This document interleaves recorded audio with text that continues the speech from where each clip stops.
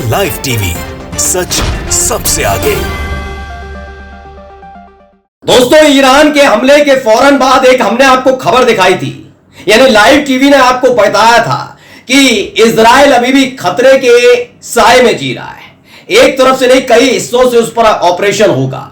और देखिए, उसके ताजा सबूत सबसे पहले आपका अपना चैनल द लाइव टीवी लेकर आया है। जी हां, operation true promise first part हर किसी ने देख लिया, अब सेकंड पार्ट की तैयारी शुरू हो गई है। ये सनसनीखेज और सबसे मजबूत सबूतों के साथ आपका अपना चैनल द लाइव टीवी लेकर आया है कि ईरान अकेले अभी हमला करने नहीं जा रहा है। जी, इस बार, पिछली बार तो ईरान ने अकेले अपने दम पर इजराइल के कई शहरों को दहला कर रख दिया था, मोसाद के हेडक्वार्टर पर हमला किया था, इजराइल की कई ड्रोन, कई ऐसे लड़ाकू विमानों को निशाना बनाया था, जिसके दम पर वो फिलिस्तीन के अंदर नरसंहार करता रहा। लेकिन इस बार ईरान अकेला नहीं आएगा। ईरान के साथ साथ कई और लड़ाका संगठन और कई देश सामने से आने जा रहे हैं, यानी कि कुल मिलाकर इजराइल बड़ा बुरी तरह से फंस गया है। यही नहीं, साफ साफ लफ्जों में कई देश जो अब तक इजराइल के साथ खड़े हुए थे, उन्होंने भी कह दिया है कि कैसे भी करके इजराइल के अंदर उनके नागरिक जो रुके हुए हैं, पहली फुर्सत में इजराइल को छोड़कर निकल आए, क्योंकि ईरान इस बार मानने वाला नहीं है। जी, इसके साथ ही ईरान एक बड़ी तैयारी कर रहा है। वो सबूत आपका अपना चैनल द लाइव टीवी दिखाने जा रहा है। नमस्कार, मैं हूं प्राज्वल गौतम और आप देख रहे हैं द लाइव टीवी। याद करिएगा, 1 अक्टूबर, चाहे तो अब ये इस वीडियो को पॉज कीजिए, 1 अक्टूबर का वीडियो मेरा जाकर देखिए। तब भी मैंने दावा किया था अगले 24 घंटे भारी है इजराइल पर। लेकिन क्या हुआ? देर रात होते होते ईरान ने इजराइल पर ऐसा धमाका किया कि पूरी दुनिया हिल गई। जी हां, मंगलवार की देर रात को वो हंगामा और हड़कंप मच गया था। अलग अलग शहरों में हमले हुए थे ना। हिजबुल्लाह के जो कमांडर है, चीफ है, हसन नसरुल्लाह की इंतकाल के फौरन बाद इजराइल खिल्ली उड़ा रहा था, वो भारी पड़ गया था ना। अब मोसाद के हेडक्वार्टर पर हमला हुआ, तमाम जगह। यानी आपका अपना चैनल द लाइव टीवी सिर्फ खबर नहीं दिखाता, हम विश्लेषण के तहत और तमाम चीजों को आधार बनाकर आप तक एक खबर प्रस्तुत करते हैं, और वही चीज दिखाने जा रहा हूं। खबर देखिए, पहले वीडियो देखिए आपके सामने।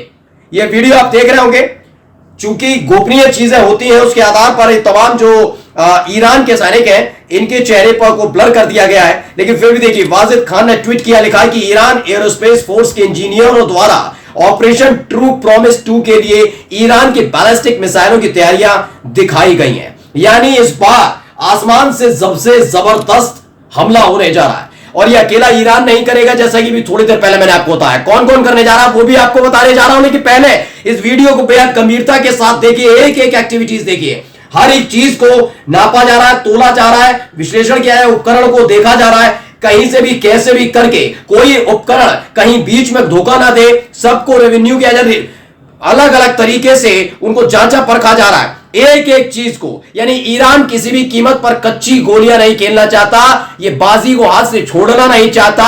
इस दिन का इंतजार ईरान काफी लंबे वक्त से कर रहा था, तब से जब ईरान के दूतावास पर हमला हुआ था। याद है, एक कमांडर की मौत, फिर ईरान ने इजराइल पर हमला किया था, तब कहा था होश में रहना, तमीज में रहना, हद में रहना। लेकिन नहीं, इजराइल ने अमेरिका के सहयोग से ईरान के बाहरी इलाकों में हमला करके कहा हम तो मुंह तोड़ जवाब देते हैं। उसके बाद ईरान के कमांडर की मौत, उसके बाद हमास के चीफ की मौत, उसके बाद हिजबुल्लाह के चीफ का इंतकाल, ये तमाम चीजें हुई। तब भी ईरान ने कहा कि इस्माइल हानिया जो हमास के चीफ रहे, उनके वक्त पर भी ईरान हमला करने जा रहा था। लेकिन अमेरिका आया, सामने आया यूरोपीय यूनियन, हाथ जोड़कर गिड़गिड़ाने लगे कि आज के बाद इजराइल कोई गलती नहीं करेगा, माफ कर दीजिए, बदले में क्या चाहिए, आप एक काम करिए, आप हमास से बात करिए, हम इजराइल से बात कर रहे हैं, दोनों में सीज फायर करा देते हैं। ईरान ने कहा चलिए, इसके लिए भी तैयार है, हमें तो शांति चाहिए। लेकिन नहीं, इजराइल ने एक कदम आगे बढ़ाया, वो बेरूत में ताबड़तोड़ हमले किए, हेडक्वार्टर पर हमला कर दिया हिजबुल्लाह के। आखिरकार ऐलान किया गया कि हिजबुल्लाह के चीफ हसन नसरुल्लाह का इंतकाल जो हुआ है वो इजराइल के हमलों में हुआ है। उसके बाद अमेरिका भी थर्रा गया था। ईरान ने बिना सोचे समझे और पूरी तैयारी के साथ जो करके बैठा हुआ था, उसको तहत इजराइल पर हमला कर दिया। और अब देखिए, दूसरा ऑपरेशन शुरू हो चुका है। मैं फिर बता रहा हूं, आज शाम होते होते आपका अपना चैनल द लाइव टीवी खबर लेकर आएगा ईरान का दूसरा हमला। लेकिन अकेले नहीं, किस किस के साथ, देखिए खबर क्या है। वॉइस ऑफ यूएन ने छापी है, क्या लिखा है, हिजबुल्लाह की तरफ से जो कहा गया है, ये पूरी तैयारियां दिखाई गई हैं, क्या कुछ हो रहा है। क्योंकि बार बार मैं बता रहा हूं कि लेबनान के अंदर इजराइल के जो सैनिक घुसे हैं, उसके उन्हीं की सैनिक, उन्हीं की सेना के कमांडर कह रहे थे हमें मत भेजो, दक्षिणी लेबनान बहुत घातक है।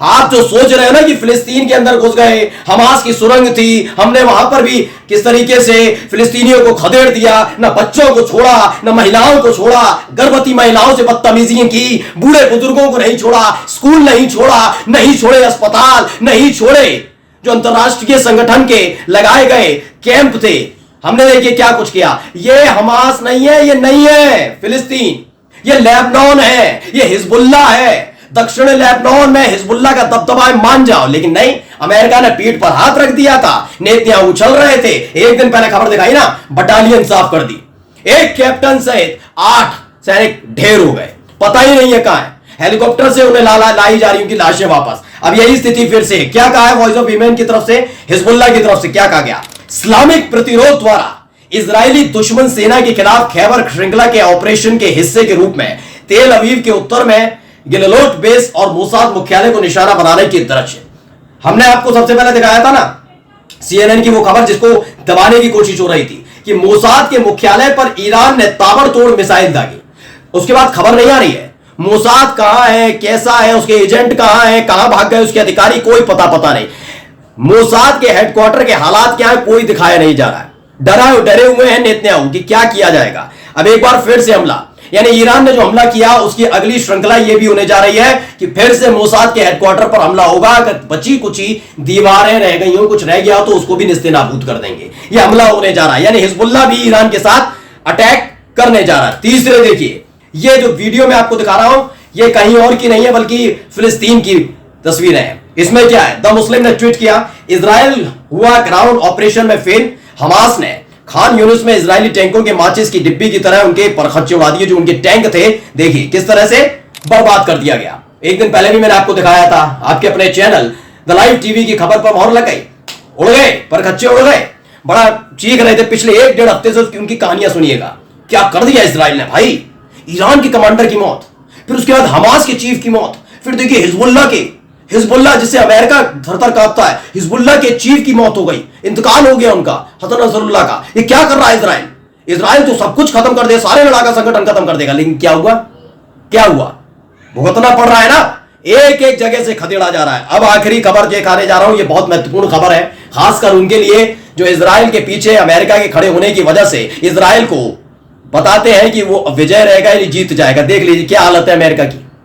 यह खबर मिस्टर अमरीश ने ट्वीट की और लिखा, Yemen, this is what हुतीज attack on ship look like.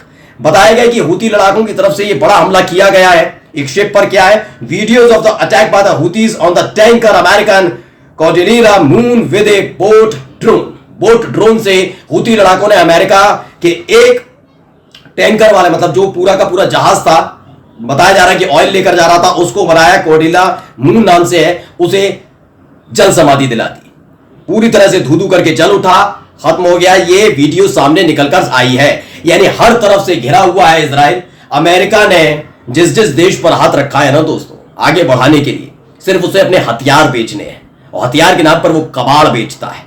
इसका गवाह यूक्रेन भी है, इसका गवाह इजराइल भी है, और इजराइल के हालात क्या हो गए ये आपके सामने है। नमस्कार। द लाइव टीवी, सच सबसे आगे।